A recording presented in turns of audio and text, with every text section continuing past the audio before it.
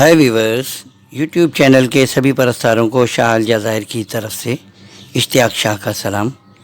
उम्मीद है साथियों आप सब खैरियत से होंगे और अपना और अपने प्यारों के लिए हम वक्त दुआ गो होंगे। आइए वीवर्स, चलते हैं अपनी आज की नई वीडियो की तरफ। पहले की तरह ये भी एक नसीहत आमोज़ सच्चा वाक़या है। ज़ुबैर मेरा बहुत ही अच्छा दोस्त था। मेरा और ज़ुबैर का बचपन एक साथ ही फैसलाबाद के एक गांव में गुज़रा। मेरे वालिदैन काफ़ी पहले ही कराची मुंतकिल हो चुके थे, मगर ज़ुबैर बदस्तूर गांव में ही रहा। गांव में रहने के बावजूद उसका पहनना ओढ़ना डील डॉल, कहीं से वो देहाती नहीं लगता था और पढ़ा लिखा तो था ही। इसके साथ साथ वो बहुत निडर, बेबाक और बला का फ़ाइटर था। ज़ुबैर की बहन की शादी कराची में हुई, जिसकी वजह से वो अक्सर कराची आ जाया करता था और इसी बहाने हम दोस्तों से भी मुलाकात हो जाया करती थी। ज़ुबैर उन दिनों बैचलर था और वो नहायत खूबरू नौजवान था। चंद सालों पहले की बात है कि ज़ुबैर हस्ब रिवायत अपनी बहन से मिलने के लिए रवाना हुआ और फैसलाबाद तक की तो ये ख़बर थी कि वो ट्रेन में सवार होकर कराची के लिए रवाना हो गया है, मगर ये अजीब बात थी कि वो कराची नहीं पहुंचा। आखिर ऐसा क्या हुआ? इस बात से उसकी बहन, बहनोई, सब रिश्तेदार सारे परेशान थे कि आखिर ज़ुबैर कहाँ चला गया। इस मामले में ज़ुबैर की तलाश के लिए जिससे जो बन पड़ा हर हरबा अख्तियार किया गया, मगर ज़ुबैर का कुछ पता न चला। उधर ज़ुबैर के घर वालों को ये ख़बर पहुँची तो पूरे गाँव में कोहराम मच गया। इस तरह वक्त गुजरता रहा और पूरे 2 माह हो गए, कहीं से कोई ख़बर नहीं मिली। अचानक एक दिन ज़ुबैर खुद ही गांव पहुंच गया। सब हैरान थे, उसका हुलिया बहुत ख़राब था और सबकी ज़बान पर एक ही सवाल था कि आखिर तुम कहाँ थे। आगे व्यूअर्स सुनिए खुद ज़ुबैर की ज़बानी। मेरे तमाम दोस्त मुझे खुशी खुशी ट्रेन में सवार करवा कर ट्रेन रवाना होने पर मुझे हाथ हिलाकर रुखसत किया और ट्रेन अपनी मंजिल की जानिब जन्नाटेदार रफ्तार के साथ रवां दवा थी। मेरी सिंगल सीट थी, खिड़की की साइड वाली, जहाँ से मैं तमाम मनाजिर से खूब महसूस हो रहा था और अपने प्यारों से मिलने की खुशी में बेचैन था। इसी तरह सफ़र कटता रहा। ट्रेन हैदराबाद स्टेशन पर रुकी। वहाँ से एक पक्की उम्र का सूटेड बूटेड शख्स ट्रेन में सवार हुआ, मेरे सामने की वाली सीट पर बैठ गया। कुछ देर तो वो शख्स खामोश रहा, फिर थोड़ी थोड़ी बातें करने की कोशिश करने लगा। मैं ख़ुद भी बड़ा बातूनी था, इस वजह से मुझे बड़ा मज़ा आया। वो बड़ी दिलचस्प बातें करने वाला शख्स था। उसे भी कराची ही आना था। रास्ते में उसने मुझसे बहुत सारी बातें पूछ लीं। कहाँ रहते हो, कहाँ से आए हो, कौन लोग हो, किसके पास रहते हो, वगैरह वगैरह। फिर थोड़ी ही देर में ट्रेन कराची स्टेशन पर रुकी। मैंने अपना बैग उठाते हुए उस शख्स से अलविदाई मुलाकात करनी चाहिए, मगर वो तो जैसे मुझे छोड़ने को रवादार ही न था। कहने लगा, अरे मियाँ साथ ही चलते हैं, मेरा ड्राइवर बाहर वेट कर रहा है और हमें एक ही रास्ते तो जाना है। थोड़े से तकल्लुफ़ के बाद मैं उसकी बात मान गया। जब बाहर आए तो वाकई एक पेंडू सा सिंधी ड्राइवर भाग कर आया और सलाम किया। फिर उसने हम दोनों के बैग उठा लिए और गाड़ी की तरफ चल पड़ा। खूबसूरत सफ़ेद कलर की टोयोटा कोरोला हमारी मुंतज़िर थी। ड्राइवर तो ड्राइविंग सीट पर बैठ गया और हम दोनों पीछे की सीट पर। अभी थोड़ी ही दूर गए थे कि ड्राइवर ने सिंधी ज़बान में कुछ कहा उस आदमी से, तो उसने मुझसे कहा, इसका कोई कज़न है रास्ते से, उसे भी लेना है। मैंने कह दिया, कोई बात नहीं, बिठा लो। फिर एक पान की दुकान के करीब गाड़ी रुकी और सामने से जो शख्स आया वो कुछ भला न लगा, जैसे मेरी छठी हिस्स मुझसे कुछ बता रही हो। वो शख्स आया और बजाय ड्राइवर के साथ वाली सीट पर बैठने के पीछे की सीट की तरफ बढ़ा।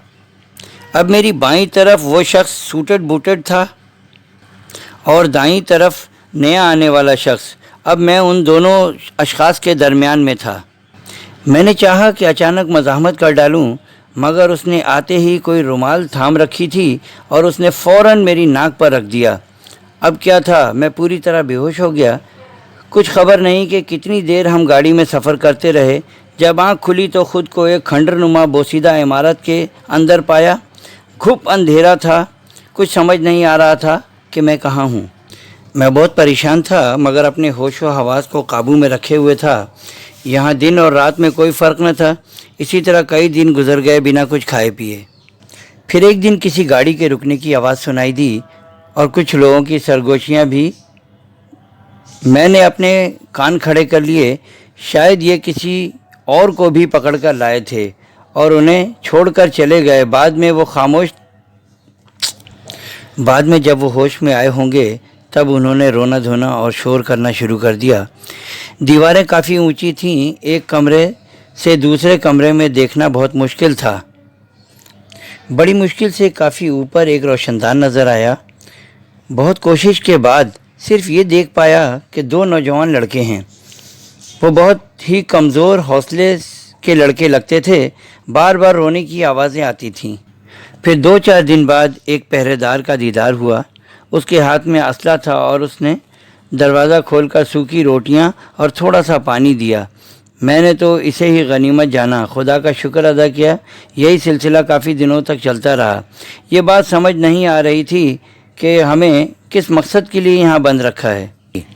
आखिरकार एक दिन हिम्मत करके अल्लाह से मदद मांगी और दिल में ठान लिया या तो ज़िंदगी या फिर मौत, और ज़ोर ज़ोर से शोर मचाने लगा, मुझे बाहर निकालो, मुझे वॉशरूम जाना है, और ज़ोर ज़ोर से दरवाज़ा खटखटाने लगा।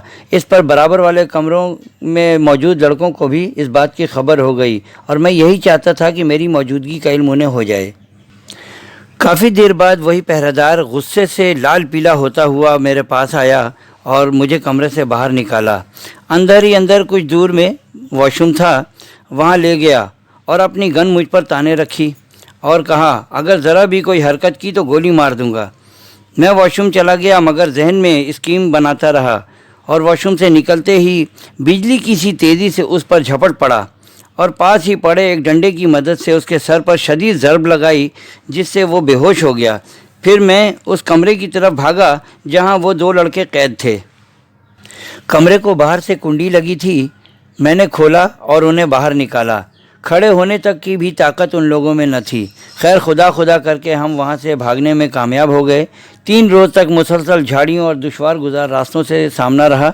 फिर जाकर दूर से आबादी नज़र आने लगी। तब जान में जान आई, हम अब कराची की सरहदों को छू रहे थे।